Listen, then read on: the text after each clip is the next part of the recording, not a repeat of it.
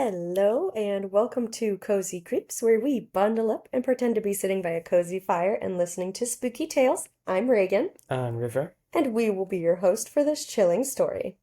So, we are doing our true crime story this week, and we have a little twist on it this week.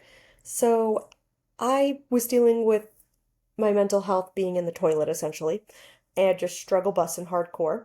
So, River did the notes. Don't go too hard on me, y'all. But I'm gonna read them because he doesn't want to. Too self-conscious. He doesn't want to read them, so I'm gonna read them. So I kind of know the case because my mom actually recommended it to me, so I kind of sort of know about it, but I don't know what I'm about to read. I mean, if it's anything crazy. Some parts weren't meant to be, like, in the script, so... Yeah, Be like, he didn't realize. surprise at this part. Be bombastic. Just Oh, kidding, it's not gonna be... I was like, did you add yourself little notes like that? No, there's a couple words that are, like, italicized, but Oh, okay, okay. that's emphasis. Some flair. A little bit, but it's Okay. nothing that extensive. Okay, okay. So we'll see how this goes. It ought to be real funny. Ought to be entertaining. Because I looked through his notes a bit and they are thorough. Like he did a really good job taking the notes. It's just not the way I write the notes, so I'm gonna struggle a little bit probably. It ought to be funny. I mean, if it's too much, then I'll just jump in and go from there, He can but... explain what he meant by certain things. Yeah. But yeah, so this ought to be fun. We'll see how it goes. I'm gonna get him to do a story eventually. Maybe it'll be a paranormal one though, It's because he it's gonna have actually to be prefers those. Yeah. So It'll have to be that. Maybe not yeah, even paranormal, but like maybe next week. something akin to, you know, Yeah, maybe next something week. similar. Maybe next week. We'll see. We'll see what happens. I'll get him to read a full story eventually. It'll happen. Eventually. But this like first few paragraphs were still her, so. Yeah, no, I deleted those Oh, you because did? you basically said the exact same thing over. So Oh, okay. Heard. I just deleted Never mind. it. Cool.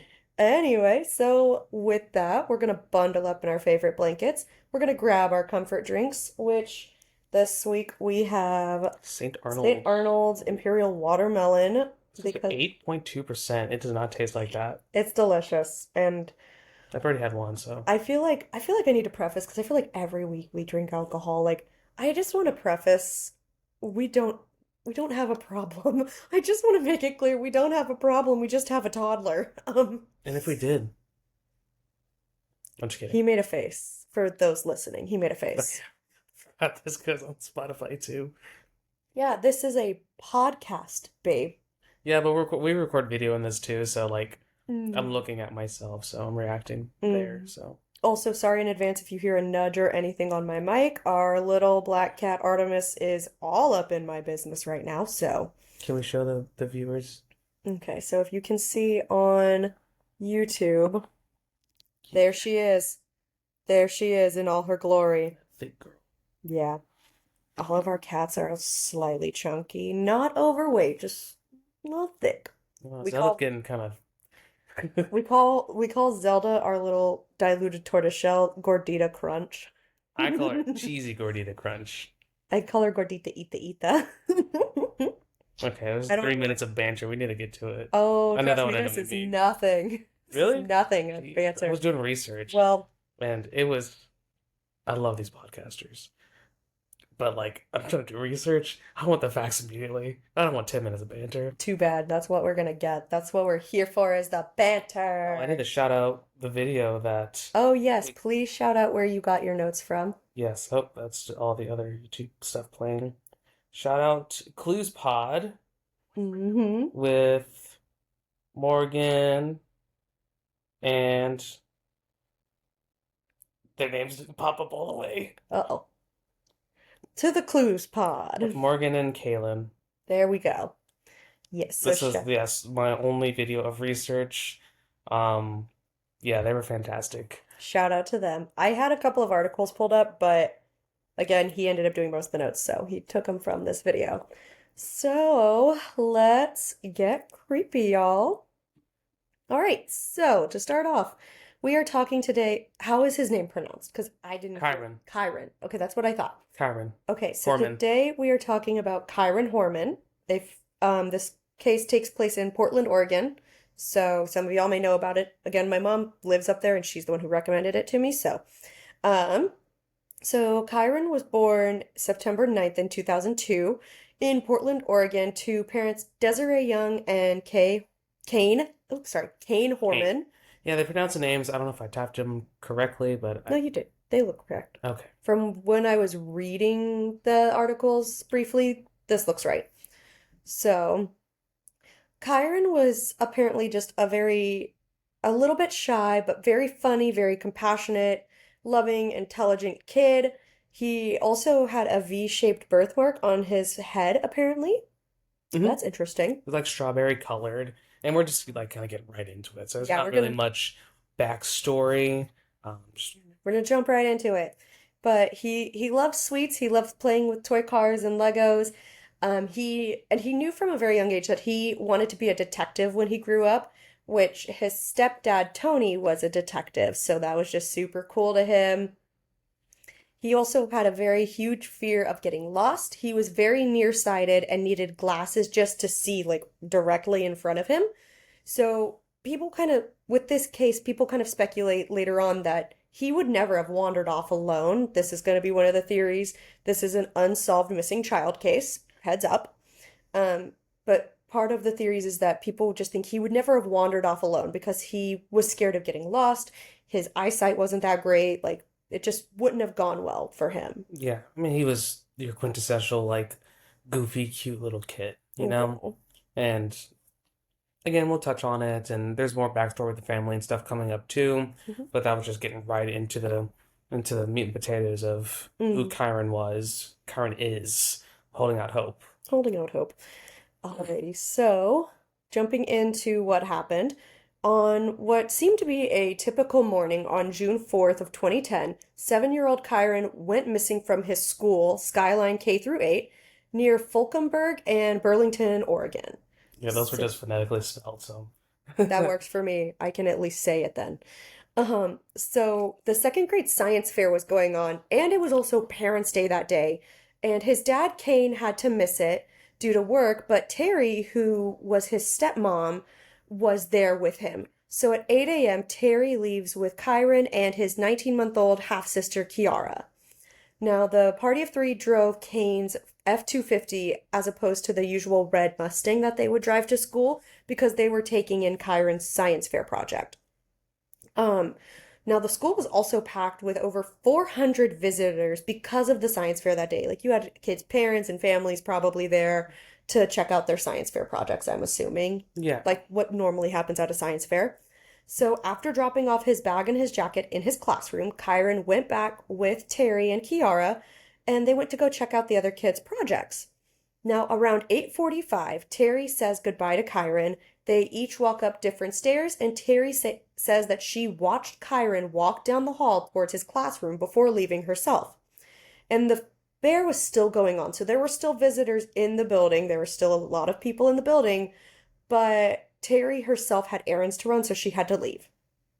Now, at about 1:21 p.m. that afternoon, she posted a picture of Kyron with his science project on Facebook, and then at 3:30, Kane is home and him and Terry are waiting at the bus stop for Kyron like they normally do. Now, when they see that Kyron doesn't get off the bus, obviously alarm bells are going off and they ask the bus driver where he is, but the bus driver tells them he never got on the bus. Bum, bum, bum. So that's concerning, obviously. So the driver radioed the school secretary to find out what happened to Kyron, like if he'd been checked out early, where'd he go, did anyone see him? And they learned that at 10 a.m. when regular classes began, Kyron's teacher, Christina Porter, marked him as absent. So he wasn't in class, even though he supposedly went to class. But nobody called home to see where he was. Like the school never called to check in on that. And when staff went to check the classroom, they found his backpack and his jacket right where he'd left it at the beginning of the day. And we'll touch on like the reasonings why the school didn't, call them Yeah. and how so many other things fell through When the I'm, cracks. We'll yeah, touch on those later. when I was reading through his notes, I did read why the school didn't call them, and they had a valid reason for not reaching out to the parents, I will say. So Yeah, but just this heads looks up, like a like don't blame the school like fully. yeah, I mean they had a part to I play. mean, Like I'm this sure was they had a part to play, but like in that regard, yeah, don't this was blame like a very small school from what people said. Skyland was like if you plopped a school in the middle of like a stereotypical like oh hill country, beautiful, greeneries and mountains and stuff. Like it looked like a fairy tale sort of thing. So it was very That small, sounds and lovely. I know I didn't even get to look at pictures, but maybe if we have time we'll We'll put find them in some. the post. That sounds lovely though. I want to go to school there. Um, Maybe not. maybe not. I don't know. So anyway, moving on. So Kane and Terry obviously begin panicking and they went right to the school. And then at 3:56 p.m., they called 911 to report a missing child. At this point, it had been over 7 hours since Terry last saw Kyron. So A we're, little bit about yeah. we're gonna go into Kyron's family makeup because, like we said, he has his mom, his dad, his stepdad, his stepmom. So Kane is his dad, and he was a software engineer at Intel. He had a very good poker face and was known to keep his emotions close to his chest. Wasn't really someone who showed his emotions outwardly a lot, and it was really hard to tell what he was thinking. He was just a very hard person to read. Now, he divorced from Kyron's mom, Desiree, because he was having an affair with Terry, and apparently Terry was actually present when Kyron was born. Yeah, So that's a that's a little little awkward. Yeah, from the notes that I took, so Kane and Desiree divorced when she was like 8 months pregnant with Kyron. So yeah. she was very far into the pregnancy. What When was her what was the reason? they said irreconcilable differences is like the legal terminology they used for it. But Mm. obviously it's because he was having an affair. Um, so Desiree, Kyron's mom, she had some severe health issues that she came down with, namely with her kidney. She had a lot of kidney issues. And so at the time of all of that happening, she was in Canada seeking treatment, and the doctors ended up keeping her a lot longer than she had anticipated. So rather than having the shared custody of Kyron like they'd originally had, she gave temporary custody fully over to his dad, Kane, which then backfired on her because she expected that she was going to get Kyron back when she returned and was recovered, but Kane decided that he wanted full custody. They ended up battling in court over this for about 2 years, and the judge ultimately ended up ruling in Kane's favor, and this was obviously devastating to Desiree. I think Chiron was like 2 at the Yeah, time, from what I had read, probably. something like that. That would make the most sense, yeah.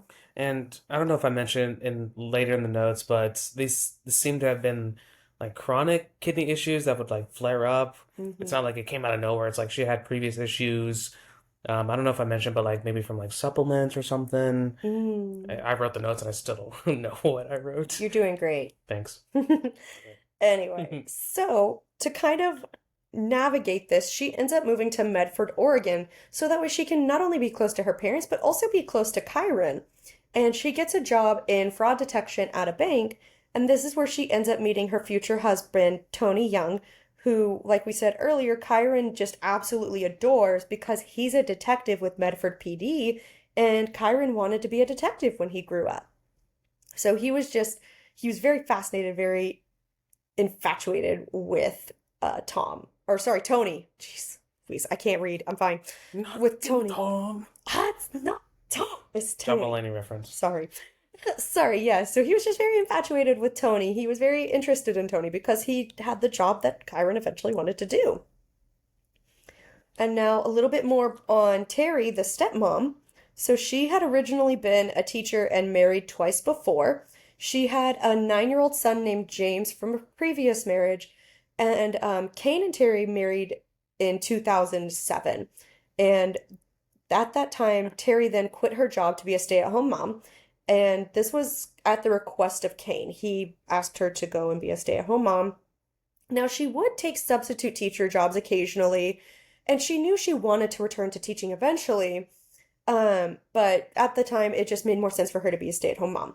And her friends even said that she was very involved with Kyron's life. She would volunteer for everything. She helped Kyron get ready for school. She'd be at the bus stop for drop off and pickup. So from the outside, it really looked like the Hormans were like a picture perfect suburban family. Like they were a very well blended family that worked well together. So now coming back to the day of the disappearance, after the 911 call, there was a huge response from a lot of different agencies. I mean, obviously, with a missing child, I don't know the exact statistic, but I know like the first 24 hours are the most important because after that, the odds of finding the child alive, especially if it's a stranger abduction, drop drastically.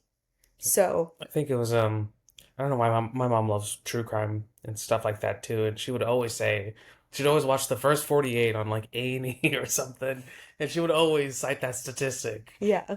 So it's I just mean, it's a pretty big deal, especially again in missing children's cases. Like the odds are that after that first 24 hours, they're not alive anymore, unfortunately. Like that is unfortunately the statistic there. So they went hard looking for him right off the bat. There was actually a mass text that was only supposed to be sent out to the parents of Kyron's school, Skyline, but it had actually gone somehow to all of the parents of all of Portland, Oregon. Don't know how you messed that up, but okay. hey, a good Um, mess up. I mean, a good mess up, obviously, but like that's a pretty drastic change, bud. But so at that point, a lot of people learned about Kyron and then his disappearance. So they had a lot of people looking for him. And now, initially, with the response, only the police and bureau officers of Multnomah County arrived at the school and the Hormans' house around 4:30 p.m. that day. The problem, though, is that the school didn't have an official sign-in, sign-out system, so this caused a lot of issues because they couldn't prove, if anyone did sign Kyron out or took him based off of their official records. So that is a pretty big problem. Like most schools, especially nowadays, have something like that. Yeah, and again, this was back in 2010. Yeah, Like like this really fairly modern. like my schools had sign-in, sign-outs. Like you couldn't just come and pick up a kid. Like you had to Yeah, go like and no like matter how small your school is, like there should be or like even in high school, like if you could drive and leave school on your own, you still had to go to the front office and like check out and let them know you were leaving, and your parents had to like send notice beforehand that you were leaving early. Like yeah. it was, they were intense with it. So, I mean, too little, too late. I'm sure they have this kind of system implemented now, but like, Hmm. like a lot of things fell through the cracks, and Yeah. like this next little bit of Yeah. information. They also didn't have security cameras, which honestly, in Ah, in smaller schools and not as well funded schools, that happens. I mean, Does but this happen. is Portland though. I mean that it's still a smaller school from the sounds of it, Yeah, so I guess that's true, but it's still it like, just depends on the funding that the school has. Not all of them have security cameras, unfortunately. So, and especially in the early 2010s, like that wasn't as common then. That I still mean, wasn't as common of a thing then. I can So, only speak on my experience from elementary school, and again, back in, early 2000s, sign-in sheets. And I'm sure, yeah, Spring High State wasn't a very well-funded spot, but we still had security cameras and sign-in sheets. Or not yeah, but you all. went to Sprang. Yeah, well, we didn't have. There's a little kid. Well, my point exactly. We had security cameras. Exactly. That's why you had security cameras. Catch 22. Need I remind you, someone was stabbed your senior year in the cafeteria? Exactly. Exactly. That's That's a why. whole nother And podcast. that's why they had cameras there. They were That's like, we may elementary not have a school. lot of funding, but we need this. That's was high school. This was back in elementary school. Anyway, we're off topic. Anyways, So, all of this to say, there was no way to track who came in and out of the school, which is a little concerning, especially for an elementary school. And this is the early 2010s. You're absolutely, like, you are right there. This is the early 2010s. Like, they should have at the very least had a sign in, sign out system because, like, at that point, we knew about kidnappers. We knew about, like, the prominent issue that could cause. Like, get a Ring doorbell. get a Ring You could doorbell. put that right there in the front. That would have been more security than what they had. Oh my God. All right. Anyway, we're moving on from the security issues there. So at 8:30 p.m., professional search and rescue started their efforts. There were people, dogs, helicopters, all sorts involved with the search, and there was no stone left unturned. They searched everywhere and they searched for 8 days and found nothing. Yeah, I'm told that they were like pulling on random car door handles to see if anyone was left in the car. Like that meticulous. Yeah, That's a big word for no-no. that's a big word for animal for sure. So they were going hard. They were making sure they searched high and low for this boy, and they had found nothing. So it kind of started to look a lot less like Kyron just wandered off and more like someone took him and is now hiding him or unfortunately probably hid his body. So June 13th, Multnomah County Sheriff Dan Staton announced that the case had been reclassified as a criminal investigation, and they offered up a $25,000 reward for anyone that could help locate Kyron. Now, this is another one of those not so fun statistics like the one we said earlier. There are about 300,000 missing kids every year in the US, and a small percentage are actual, like, stranger kidnapping or actual kidnappings. 1% of abductions are from non-family members, so only 1% of these kidnappings are stranger kidnappings. Most of the time, it's a family member or someone they know. And then of that, 94% of the children are found in the first 3 days. And by 7 days, that number can go up to 98%. Especially again, if it is a family member or someone they know, they're a lot less likely to probably end the child's life, but if it's a stranger abduction, it's not looking good. Their odds don't look great at that point. So, after that little fun fact, once it was reclassified as a criminal case, the police almost immediately turned their investigation towards the family. Obviously, statistics don't lie, like they need to look into the family now, because the odds are it was someone in the family who did something. So, at first, they're looking at Desiree, Kyron's mom, as the clearest suspect with the clearest motive. She wanted custody back of Kyron, and she was going to take it by force. So they start looking into her and all of the family, obviously. Kane's alibi was solid because it was confirmed he was at work. He had multiple people telling them he was there. So, because of that, they asked Kane to wear a wire to try and get more information on Desiree, see if maybe she confessed to anything. But her alibi was also solid. Do you remember what her alibi was exactly? No, I don't really remember it being stated like in the podcast. I'm going to assume that she was also at work or that she was like with someone. Yeah, someone could corroborate it, but I'm guessing based off of what they learned from The Wire, that she was cleared pretty much. Yeah, not too important to being, mentioned. Yeah. There's some things that if you watch or read elsewhere, like I purposely omitted some things, just I felt that they weren't too important. I didn't want this episode to be extremely long, even though we're probably on page 3 of 10 and 22 minutes. We're doing great. Woo! Anyways. Um, so now we're moving on to the more outer family members. So a statement is given to the police from Terry, and her statement starts to ring alarm bells in everyone's head because once they start cross-examining it with events that could actually be tracked of June 4th. I said July 4th. I'm sorry. I meant June 4th. Yeah, America! Woo, 250! Sorry. Sorry, that was my America brain right there. It's coming up. So anyway, once they start cross-examining things they can actually track of her whereabouts on June 4th, her alibi starts to kind of crumble. So her timeline is that after she left Kyron that morning, around 8:45, she went to a Fred Meyer grocery store in Hillsboro, which is about 5 miles south of the school, for a medicine for Kiara because she had an earache. And so little baby girl's probably struggling. And she also went and got a coffee as well. Now, she ends up going to a second Fred Meyer in Beaverton because she couldn't find the medicine she was looking for at the first one. So this is what she tells them, and police did verify both of these visits with receipts. So she left the first store at around 9:12 a.m. and then the second one at 9:40 a.m.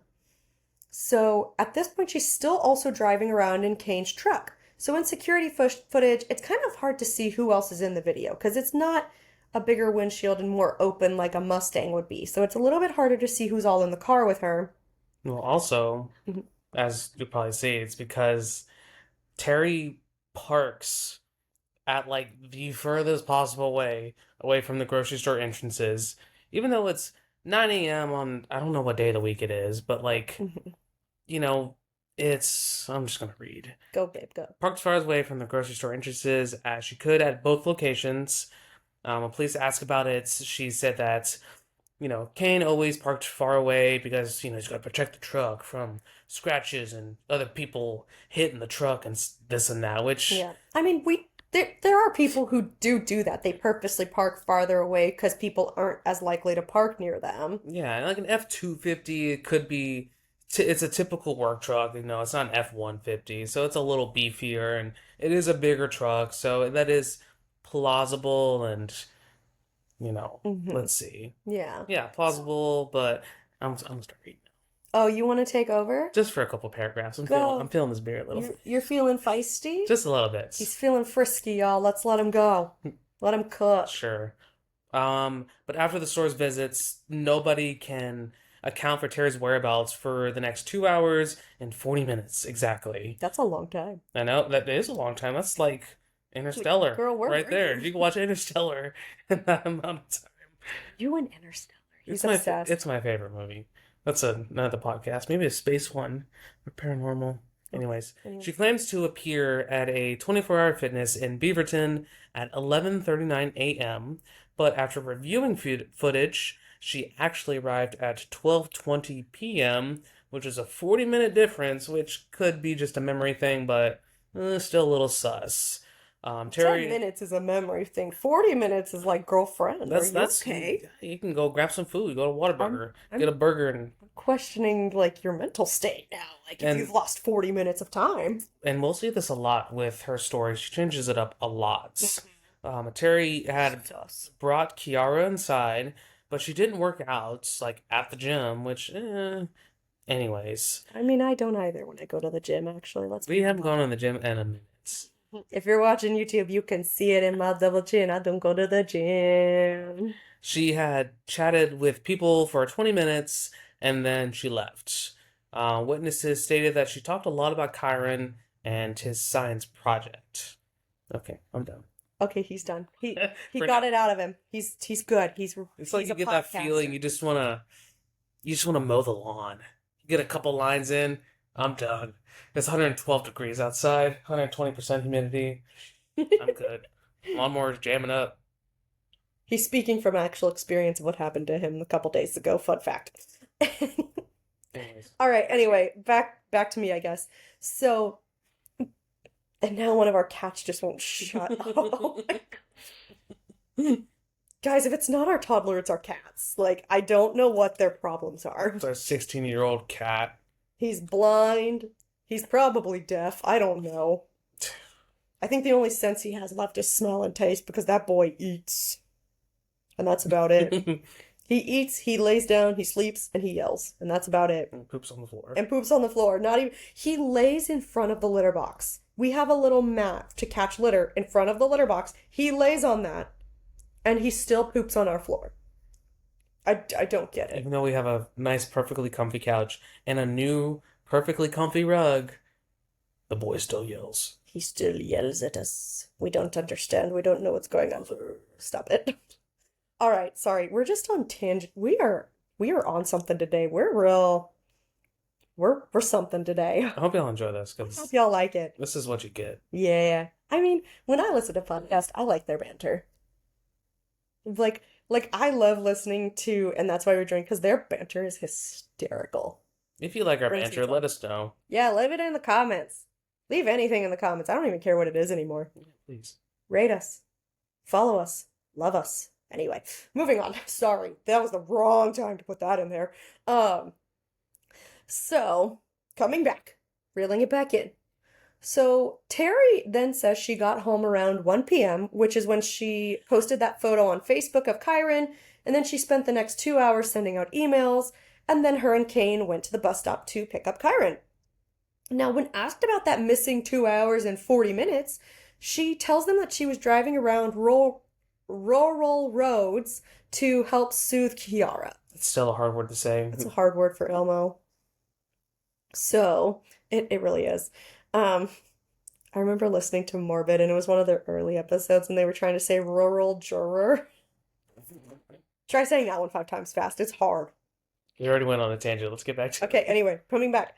So, Obviously, that alibi is a little hard to verify because there's no GPS in the truck. Like, this is the early 2010s. Like, I'm pretty sure that kind of technology was just starting to come out. Big So it Bertha wasn't wasn't too common. too there yet, Amen to as far that. as we know. Amen to that.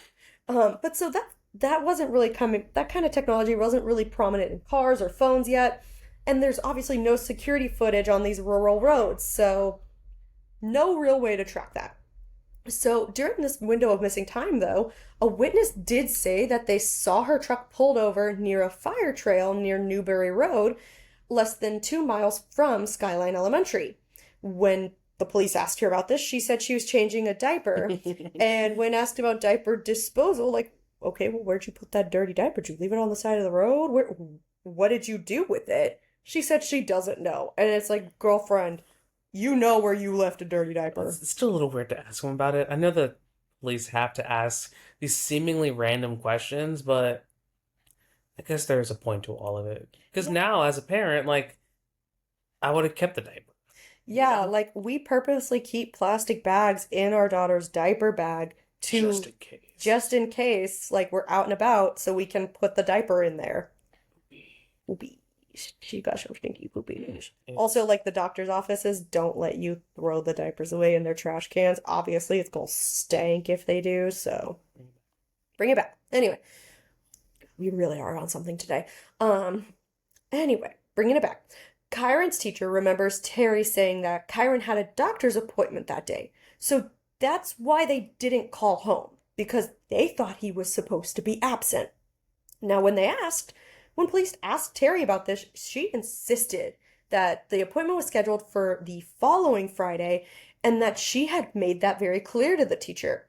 But the teacher stated that because she had been told that Kyron was at a doctor's appointment on June 4th, she wasn't worried about his absence because he was supposed to be at a doctor's appointment. So, obviously, Terry's looking a little sus, and she's changing her story around multiple times, and she's just really like not keeping a straight story at all, which is kind of one of those first signs. It's either the story is too perfect to the point where it's like you like scripted and rehearsed this, or you're changing it up over and over again to the point where it's like, why can't you keep track? And it's almost like, are you trying to keep track of the lies you've told and you can't? You know? So that's kind of the vibe they're getting from Terry at this point. Um, and especially because she really can't keep track of all the stops she made. She keeps changing these stops that she made. So first she claimed she was 90 minutes of driving Kiara around. Then she started to remember other stops she made. She dropped off dry cleaning, visited a craft store around 10:10, but didn't buy anything. Nobody remembers seeing her at that store. There's no security footage. And June 4th was a slow day, and if she presumably had a crying 19-month-old with an earache, someone's gonna notice her. Like, you wanna tell your story about Gwen? oh god. Okay, I'll try to keep it short. She was at work. I wanted to get her some these cute little PJs. She wanted pockets, so I went to Ross, and it was me, quick in and out. Had to get her a work shirt, so I get a basket. I'm putting Gwen in the basket, and she's. I'm not gonna try to imitate, but she's just fine and screaming. She wants down. She wants to walk, and I'm like, Jesus, child. I'm like, come on, no, it's fine. Like it's a Ross. It echoes. I could hear the echoes from where I was. This random lady comes up and is like, "Hey, do you want to watch your child with my children in the toy section so you can shop?" And I was so embarrassed. I was like, "No, thank you." Yeah, so obviously if you have a crying child with you, someone's gonna notice. Like, So not just someone, several someone's are gonna notice someone's gonna this. feel Like, the cringe of embarrassment for you. exactly. So, because of all this, Terry's starting to look real suspicious to the police. Now, on June 7th, Kyron has been missing for 3 days. The police keep poking at Terry and all the holes in her story. Now, Terry is insisting that she left with Kiara and no one else. She did not leave the school with Kyron, she only left with Kiara. Now, there is eyewitness testimony from 8-year-old Tanner, who was a friend of Kyron's, And he said he was in the hallway after the science fair had ended, and according to him, he was walking and passed Kyron on the stairs. They waved at each other, and Tanner watched as Kyron headed towards his classroom. As you know, a very reliable 8-year-old. 8-year-olds are so reliable. Like every other story that we've read about. Woohoo! These children. I know. But crucially, Tanner tells investigators he saw Terry leave the school and Kyron wasn't with her. But there are other witnesses that end up coming forward with a very different story. Another friend of Kyron's, named Carson, said that Kyron left with Terry and he wasn't the only one who said that. Carson's sister and grandmother were with him because of the science fair, and they all backed up the claim that Terry left with Kyron. Now, the bus driver said the same thing and added that Terry hadn't parked in the main lot and instead parked on a gravel road nearby, kind of out of sight from the main entrance, which is odd because there were plenty of free spaces around for her to park in. But previous reasoning could also be, previous reasoning of like she didn't want to dent up the truck or have anyone hit the truck potentially could be applied here. Yeah, but driving on a gravel road will kick up rocks I and know. scratch the car So you have anyway. to say like a gravel road is worse, I think. Yeah, but I mean, you could use the previous reasoning though. You could. So, to a note here, a lot of this information is coming from eyewitnesses. And also, I guess with the podcast he was listening to for his notes, they also got their information from a book that was written by Desiree and not from the police directly. Because they were very, very hush hush about this whole case. They're keeping everything close to the chest, which makes sense sometimes in a police investigation. Like, there are crucial things they want to keep close to the chest because it's things that only the perpetrator would know. Yeah, and I think I mentioned it later, but like technically this case is still ongoing. Hmm. Like they haven't shut it, so It's 16 years old at this point. yeah. But I think I list more reasons why later. Yeah. So from this point with Terry and her not being able to keep her story straight and everything, the and them poking at her and she's still not saying like, "No, I took him." Like she's still standing by. "I did not take him with me." The police try a new thing. Polygraph test. So, I want to preface here that with polygraph tests, while they are used in investigations sometimes, they are not admissible in court because there are people who are extremely anxious and that can give a false reading of a fail. There are people who are kind of weird and can like control their heart rates and slow it down, which could make it a false pass. So, take it with a grain of salt, but Do you think you could pass? Do you think you can no. control your heart rate? I literally have anxiety. No. I think I'd fail on accident. I feel like I could pass. I I think feel like I'd fail on accident. I can like kind of control my heartbeat, you know. You can. It's kind of weird. I'm just gonna I slowly breathe it. I would 100% fail on accident. This is such an antiquated test. It is. Why is it? It's so It bad. just feels like a circus game at this point. I think it's just a way also, but it also can kind of play a mind game with some people who don't necessarily know that like polygraphs aren't admissible in court for these reasons. It's like the groundhog. Yeah, they're kind of like they use it as another tactic to like poke like, "Hey, so you failed your polygraph test. You sure you don't want to tell us anything?" Like there are reasons behind it and behind the tactic, but yeah. Anyway, not admissible in court. So, but the investigators didn't just give a polygraph test to Terry. They gave one to the entire family. They did Desiree, she passed. They did Tony, he passed. Kane passed. All of them have alibis as well that are solid, so they know they are not the suspects. But Terry didn't pass. And Terry admits she failed a specific question, which is, was Kyron in the car with you? Which, like, I didn't put this in the notes, but I'll just go ahead and talk on it now. They didn't really specify a time. They were pretty vague about the question. Like, yeah, Kyron was in the car with her on the way to school, but But not in the supposedly car leaving. afterwards. So Mhm. they didn't, like I mentioned, they didn't specify a time, so they were very vague. So Terry, if I remember correctly, didn't really know how to answer that, after the fact. Mhm. Which So, is that's fair. Like if they're like if they don't give you specific details, like was he with you in the car after the science fair? Or was he with you in the car before school? Those are two very different answers for her, obviously. So she didn't necessarily fail, but she didn't pass either. Yeah. Oh yeah, this is one of the parts you don't read. Yeah, I saw that. I'm good. I got you. Even Don't though I worry. just stated it, it's Yeah, for the banter. you got it. You got it. So Terry actually goes back and takes the polygraph test again. But she walks out in the middle of it, which that to me looks suspicious already. Like Just a little bit. that's a little sus. Like why you mad, girl? Just finish the test. So she comes back and takes it a third time, and she doesn't pass again. So these tests were optional for everybody. Like she didn't have to do this. But it's kind of speculated that she wanted to prove her innocence, and so that's why she kept going back, but it just made it look so much worse. I mean, but if they decline, that also makes them look bad. So Yeah, like if she keeps failing, like, girl, don't go back. yeah, Like, but also if you stop. don't do it in the first place, they're like, oh, That also looks what do you have bad. to hide? Yeah, So I exactly. don't fault her for that one in that particular instance. Yeah, I mean, going for the first one makes sense, but like the second and third ones, Yeah, that's a little I'm gonna excessive. pass it this time. It's like I'm an IQ test. I got an A. Ooh. gonna, buddy. Anyway, so with her not passing these polygraph tests, they start going through Terry's cell phone as well. And they're starting to discover again that her story just doesn't add up. During one point of the missing time, that 2 hours and 40 minutes that she couldn't account for, Terry's phone was far away from any of the locations she stated she was at.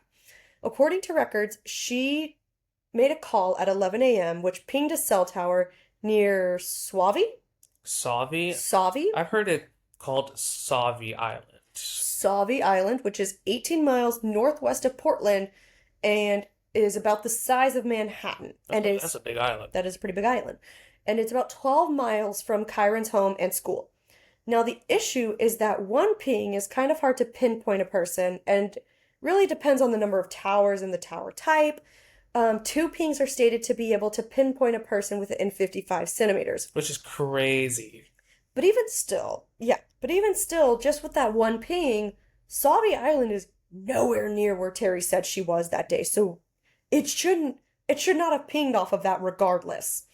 Now, Multnomah said they were able to narrow the ping within a mile of the tower. And when they asked her about it, she changed her story again, stating that's near the road she drove Kiara down to soothe her. You drove your baby 12 miles.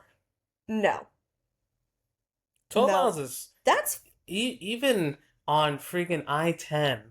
That's 12 minutes going 60 miles an hour. That is far. that's not necessary. If you're going 30, 45 miles an hour, that's going to take you like 20, 30 minutes. That's Yeah, crazy. that's a little crazy.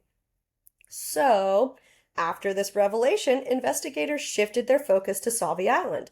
Now, around June 11th, they brought in search teams on foot, horseback, and boats, divers. They're searching the water, they're searching everywhere. Even after all this, nothing. They can't find anything on Kyron. Now, around this time, the search in and around Skyline Elementary comes to a close. On June 13th, 9 days after the disappearance, Sheriff Dan Statton announced that his department was releasing most of the search teams and they were going to shift the focus to a criminal investigation. 4 days later, reporters stated that Terry had become the center of said investigation, but was never referred to as a suspect or person of interest, thus that she was at the center of it for some reason. Semantics. Semantics. Like, they're not insinuating she did it, but they're just focusing on her. They're just really focused Like, we don't know on who her. else to focus on. You're not guilty, but we're still gonna keep an eye on you. You're innocent until proven guilty, but you look real As it should guilty. be. As it should be. But you look real guilty. So, obviously, not surprisingly, tensions are starting to increase between Desiree and Kane. And Terry and Kane. And Terry and Kane. Between everyone. Between everyone. Desiree is adamant that Terry was responsible without a doubt. And both state they never saw Terry cry about the whole experience except at press conferences, which again looks a little sus. Now, Desiree doesn't blame Kane for Kyron's disappearance because obviously he was at work. There's nothing he couldn't have known this was going to happen. But she does blame Kane for letting Terry get so close to Kyron. Which seems like a little bitterness, A little bit. obviously. That does seem a little bitter. Seems a little petty. Like, But all most of this information is coming from Desiree's book and some other eyewitness testimony. So some of this info, a lot of this info could be interpreted as very biased. so take it with a grain of salt. Now, Kane doesn't think Terry had anything to do with Kyron's disappearance either. Now, by June 27th, Kane and Terry's relationship had completely fallen apart. 24 days after Kyron's disappearance, detectives invited Kane, Desiree, and Tony to a Marriott in Portland to share updates on the investigation. Terry looked suspicious in their eyes, but she lacked a true motive. There wasn't a reason why Terry would do this that they could see. The detectives shared with Kane that before Kyron's disappearance, Terry had contacted divorce attorneys. They had found this out. This is not a shock to Kane because he's having an affair again. I couldn't really find info on who he was having an affair with. But he's having another affair. Terry, I mentioned later, Terry's not in the. She's not a golden angel either, obviously. But, yeah, sorry, go ahead. I'm just adding some little tidbits. No, you're good, you're good. So the cops stated they saw Terry's red Mustang driving down the back roads of Northwest Portland, which, of course, isn't incriminating by itself, but it's still a little suspicious. Yeah, it's a Mustang. And the police theorized that. But they kind of theorized that maybe she was scouting places to dispose of a body. They, again, not 100% sure, can't prove anything, but that was their theory. So, after hearing all this information, after hearing everything the police kind of have and why they are suspicious of Terry, even Kane starts to turn on Terry. So, detectives ask Kane about his landscaper, Rodolfo Sanchez. How did he know him? What? Is it because I said it like a white person? No, I'm adding to the theatrics. Like, where did this landscaper come from? Okay, you made a face. No, it wasn't from how you said it. It was as if I was an audience member, like, where does the landscaper come into this? You're giving Keanu energy right now. His Sorry. brother Keanu, hi Keanu, when you're listening, would do the exact same thing. And as a fellow theater kid, I get it. I was never in theater, but the beers, they speak to me. The BS they speak to me. Sorry. Just the way you did it gave such Keanu energy. It did. I hope you YouTube viewers are having Having a blast with this. I'm trying to make it worth it. Is it worth it? Okay, sorry. I'm done. There you go. Okay, anyway, going back. Rodolfo Sanchez. How did he know him? Did he have problems with him? Kane's understandably confused because he didn't even know they had a landscaper. So Kane is then informed that Rodolfo, who went by Rudy, had come forward with a story about Terry. According to him, back in January of 2010, Terry had approached him about doing some work around their property. Rudy claimed Terry offered him $10,000 and maybe some sexual favors. He wrote this in parentheses, so I want to say it in a way that gives that off. To kill Kane. My oh my. This is honestly really fun. My oh my. Reading my notes. My oh my. That's a... Listen, I don't think 10K is enough. 10K and sexual favors are not enough to kill a person. I'm gonna say it. I would do a lot for you. Not murder. I do. I do know that. That's fair. Depends on... Never mind. So Terry apparently claimed to Rudy that Kane was abusive and she needed him gone. After hearing about Kyron, Rudy took this story to the police. Now, to be fair, Rudy didn't really speak English very well, and Terry didn't speak Spanish and allegedly had this incriminating conversation at a Denny's. So take that how you will, I guess. Let's see. After Kane hears all of this, he believes there's no doubt that Terry is capable of doing all of this and that maybe she is responsible for Kyron's disappearance. Now, in this next phase, they get Rudy's cooperation and put a wire on him and have him go to Terry's home. They have Rudy go and inform Terry that he does want to go and kill her husband. Terry's response? A door slammed in his face and the police called. People interpret this in a couple different ways. That either Terry knows she was caught and that she's trying to get ahead of it, and that she knows she's being set up. But regardless, like, not a good look for the response. It's like the polygraph, you know? Damned if you do, damned if you don't. I mean, like, if she's trying to cover her tracks, she could have easily been like, I don't know who you are or what you're talking about. Like, there was other ways to do that than just slamming the door in his face. I guess so. Yeah. I don't know. I mean, hindsight's 2020. Like, I mean, that's probably the better response of what she could have done, but, like, Yeah, maybe. there were better choices still. Anyway, after this failure of a sting, Terry's has caught on to the fact that the police are trying to entrap her. They're trying to catch her. They're trying to do something to prove that she did it. And Kane doesn't want to wait around to see what she's going to do next or leave Kiara, their 19-month-old, in her care, which is fair. He's thinking that she kidnapped and possibly killed his son. Like, totally fair. So he takes the baby and they check into a hotel. Soon after, he files for a restraining order and a divorce. It's pretty much Terry against the world at this point. Like, everyone thinks Terry did it. Like, even when my mom suggested it, she's like, yeah, we all know the stepmom did it. Allegedly. Those are the opinions of my mother. Allegedly. Please don't sue me for defamation. Anyway, that's a thing. That's a thing. They can do that. If they weren't proven guilty, they can do that.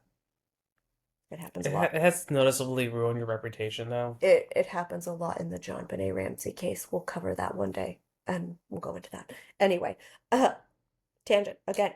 So, by the end of June, police are convinced that Kyron's disappearance is a crime, and they think Terry is the suspect. But they don't think she acted alone. Some eyewitnesses think they may have actually seen a second adult in Terry's truck on the 4th, but little sketchy, and eyewitness testimony isn't always the most reliable. Like, it's one of the least reliable forms of evidence used in court. Especially from an 8-year-old. Yeah, especially from an 8-year-old. Tanner. Don't come at him like that. I'm He kidding. tried real hard. He did. He's a sweetie. doing amazing. You did great, sweetie. He's probably 24, 16 years. Yeah, you did great, sweetie. You did great. You did the best you could. You did the best you could. So anyway, once Kane moved out, a woman named Dee Dee Spicer moved in. Dee Dee was one of Terry's closest friends, and apparently there's evidence they had been in a romantic relationship as well. Bum, bum, bum. Spicer.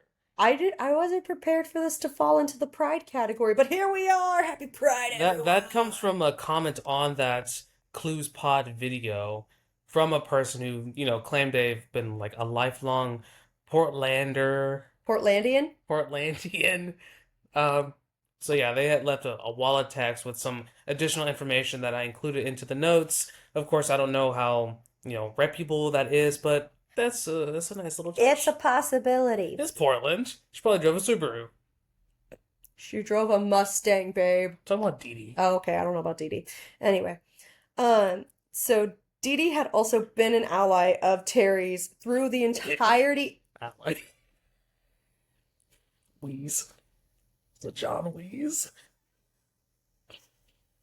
I'm sorry. I'm not sorry. This episode's gone off the rails. We're so sorry. I'm not. We're so sorry. Anyway, Dee Dee had been by Terry's side and like a confidant and everything throughout Kyron's disappearance. Now, once the police started looking into Dee Dee's activities after June 4th, they found some interesting things. She worked at a lavender nursery near where Terry and Kane lived and always ate lunch with them, apparently. And it kind of seemed to be their routine. So, on the day of Kyron's disappearance, Dee Dee was absent from her work, didn't have lunch with Terry, and was unaccounted for several hours. Supposedly around that same time that Terry was driving around rural roads with Kiara to soothe her. So, once investigators start questioning Dee Dee, her story also appeared very strange to them, and it was very vague. She claimed that on that day she was working an event that was very muddy, so she left her phone in her car so she couldn't hear it whenever her coworkers were calling regarding her absence. Sure, Jan. Anyway, a day or two after Kyron's disappearance, Dee Dee got a burner phone. Yeah. Girl. Anyway, to exclusively use when communicating with Terry. Girl, you are not helping your friend here. Dee Dee stated she got the burner as she didn't want law enforcement or the press listening in on her and Terry's conversations. Why? Considering the circumstances, it was very suspicious, as if hiding evidence. Yeah. And after searching Dee Dee's home and workplace, though, nothing came up that was unusual. I don't know if I put it in the notes, but apparently, I think some of Terry's other friends had also gotten burner phones, so it wasn't just Dee Dee.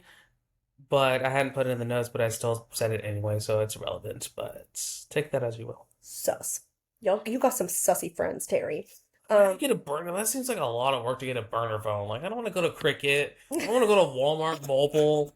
I don't want to go to freaking Trump Mobile and get some freaking minutes on my Chinese made. No, I'm just taking a jab at Trump Mobile. Wait, is that an actual thing, though? Yeah. No, quick tangent. Mobile released a phone stating it was made in the USA, and then they backpedaled because they wanted to be $500, and then it's like, oh, proudly USA, not even made in the USA because it's made in China, and that thing's been going on for like a year now, pushing back their delivery dates, and people finally get it now after like a year, it feels like, since August. And of course, it's a shit phone made from China. No offense, China. No offense, China. You actually make some really good stuff, especially electric cars, Except this phone. that the United States don't want to import because they're afraid that their electric vehicles are better than our electric vehicles. And that's why you only see like Harley Davidsons on like the motorcycle. That's a whole nother tangent. Sorry. We're sorry. I'm not sorry. We're sorry for all the tangents. Yes, Tangent over. On July 22nd.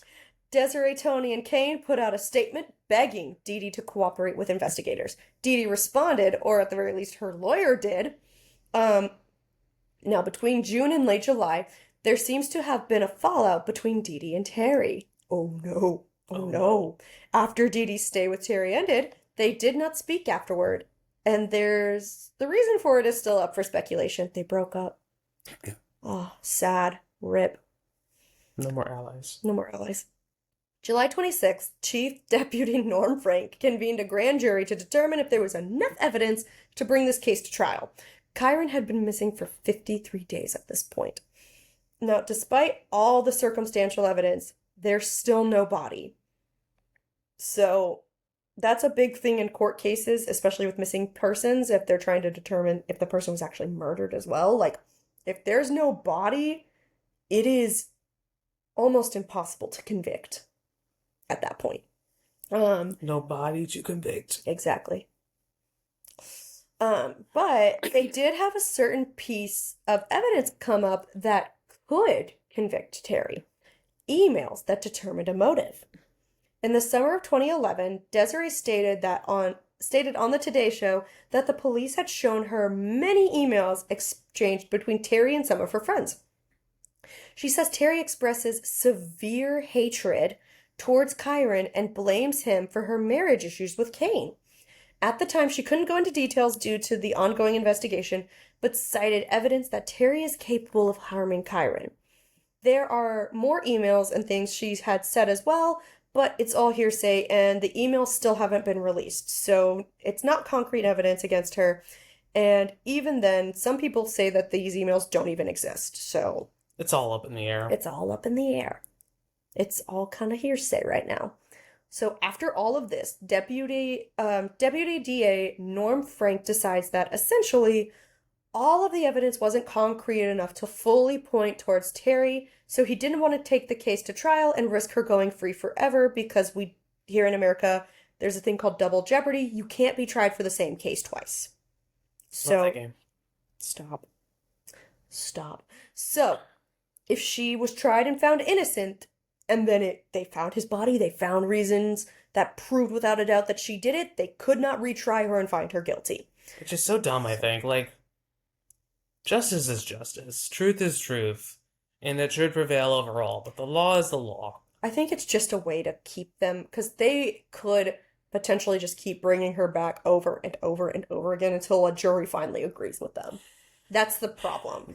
Yeah, Like there are issues with it. There's a reason it's there. It's just yeah, I know it could the go bad one way or people another. would exploit it for their Yeah. own gain, but it just seems like, Yeah. yeah. So they decided to not put it up to trial yet, and they were going to wait for more evidence to surface. So 1,300 workers, 600 searches done, 155 square mile search, and 1.4 million what? Dollars. Dollars. Thank you. Sorry, I forgot the dollar sign. $1.4 million spent. This was Oregon's most expensive search in its history, and they still had no idea where Kyron was. The lead detectives continued to investigate, but everybody else, the searchers and everyone, went back to their normal jobs. Desiree has decided to continue conducting her own searches with the help from donations and fundraising events, and since Terry wasn't charged, Desiree went to civil court against Terry on June 2nd, 2012, with a $10 million lawsuit. The theory is that Desiree wanted to get the police to finally release these files, but the sheriff's office refused to give up any files. And technically, their investigation's ongoing, so they could do that. In July of 2013, Desiree called off the lawsuit. Now, unfortunately, this is where the case goes cold. And at that point, it's been 13 years. And in total, as of today of this recording, it's been just over 16 years since Kyron first disappeared. Yeah, so I didn't put it in the notes because I didn't know how to type it up, but they were talking about digitizing every aspect, every document of Kyron's case, and that they were wanting to actually cooperate with the federal FBI, so and get the actual BAU involved to do some Criminal Minds? yeah, literally Criminal Minds No, not stuff. literally. That is not the way the BAU actually works. Fun No, fact. but they were gonna do like some profiling to try to Mm-hmm. get some, maybe figure out some different suspects. Mm-hmm. But that was something that Clues Pod had mentioned towards the end of the video that I just didn't really know how to type up, but wanted to mention it still. Okay. And I think that was last year. Okay. So it's, They're still actively trying to find this boy. yeah, and a lot of comments on that video too from, how do you say, the people of Oregon, Oregonians, Oregonians? Oregonians, Portlandians, Chime in, people from Oregon. that these people still remember Kyron and are like still hopeful of his I mean, return. yeah, like he'd be 23. He'd be turning 24 this year. Like he's he's obviously still someone that for a lot of those people he was somehow in their lives, possibly. Like he was a young kid. They again in the video, like unrelated to the case, but there was a missing persons case that was resolved like 50 years later. Like it's certainly possible. I mean, there's the Somerton man. They found out a bunch of information about him just a few years ago, and that case took place in like the early 1900s, I think. Yeah, I mean this 1950s, this something like that. person I'm talking about, they found him alive. What? Yeah, he was a missing kid and like they found him. I mean, that does also happen, actually. Yeah, I that's forget the name. There's several like big name cases where that's happened too. but I guess it was just like don't give out hope no matter how Yeah, dim that light may seem. yeah. I mean, like, unfortunately, the statistics aren't in his favor, but there is still a possibility. So, what are some of the theories of what happened to Kyron? Some people say Kyron just walked away, but as we stated at the beginning, that doesn't seem like it was in his character to do. Like, it doesn't make sense. And also, people who attended the school say that it's was very likely because the school was very well contained, it was fenced in, like, it wasn't very likely he just walked off. Yeah, it's like it's kind of secluded in a way that it's very, surrounded by forests and he didn't want to be alone and this and that Hmm. that we mentioned before. Yeah. Now, apparently, there's also an internet theory from somebody who apparently had also attended the school at that time, and they said it could have been an unrelated stranger who took advantage of the chaos of the school during the science fair, which also makes that is plausible. That one is very plausible. There's a lot of random people there that could have very easily taken Kyron. And especially since they don't have a solid checking in, checking out system, could have easily taken him. Yeah, this particular theory mentioned that this stranger had like asked Karen to help get something from his car and that his truck was actually a white truck as well, like, Kane's, but because people were so focused on Terry, Terry. people just tunnel visioned that any white truck could have been Terry's Hmm. as opposed to this random third person. So it's a lot. And then there's the third main theory, Terry. Or it was just Terry. Or it was just Terry, which a lot of people believe. Like, I'm not kidding. When my mom recommended this case to me, she straight up said, "We all know, allegedly, who did it." I don't know how to feel because my heart It's says like, Terry, but she doesn't seem like a criminal mastermind enough to properly get away with this. I feel like it would have come out by now, yeah, I don't. especially from 2010. Like, that's not like pre-forensics or anything. Hmm. Like, you have to be pretty stupid to get, or like, you would have to, what am I trying to say? You really have to have your ducks in a row to not get caught. Hmm. Yeah, I don't know. Like, obviously, just because of how the investigation went, it's very clearly tunnel visioned on Terry, which it could have been her. It genuinely could have been her. But on the other side of the coin, if it's not her, then that very much hurts this investigation and probably has made it take longer because they tunnel visioned. Yeah. Which happens in a lot of cases. They'll tunnel vision on someone who wasn't the perpetrator, and it screws them in the end. So I don't Yeah. I don't really know how to feel about it. Like, again, obviously there's a lot that adds up to make Terry sound pretty sus, but there's nothing concrete, so I don't know. Who knows? But that's But that is the case of Kyron Horman. Thank you so much for joining us for this episode of Cozy Creeps. We're sorry again for all the tangents. We don't know what we're on today, but apparently it's something. I'm not sorry. I hope you enjoyed it. If not, well, maybe next time, maybe next episode there won't be as much. Maybe next episode's for you. So we are gonna run through all of our usual admin because that's what we do here. So we are officially everywhere you get your podcast. Please follow us, comment, review, do all the things on those platforms. Please and Please, thank you. We appreciate it please, more than you know. please, Please. please. He really wants this to get to a point where we can monetize it. So that way we can stop working and just work on the podcast full time and actually be consistent with it for you guys. Yeah. We really want that. Please help us. Facebook, Instagram, YouTube, under Cozy Creeps And Podcast. TikTok under Cozy Creeps Podcast. I'm actually working on actually posting videos as well, like little short clips as well. So pray for me. I'm trying. We also want to start doing listener stories. At this point, I'm about to start asking our friends and families to tell me something crazy because y'all aren't helping me. Please help me. If you have any spooky or true crime stories, alien stories, I don't care what it is, send it to cozycreepspodcast@gmail.com with the subject line listener story. Also, if you have any recommendations, feel free to comment them on any of our social medias, DM me on any of our social medias, or email me those recommendations. I would love to hear them because helping come up with ideas is something I struggle with, so please help me. He's going to help me more with that because Mama struggles. Um, we'll That's get it. we'll get consistent one day. Today's not that day though. So sorry. We have a toddler. We both work. It's a struggle. Yeah. And You'll be fine. They're used to so it at this point, hopefully. so, Once a week. That's all you keep get. keep an eye out for episodes once a week. We will get them out eventually, we promise. And with that, go bundle up in your warm blanket, finish off your comfort drink, and stay cozy. Bye.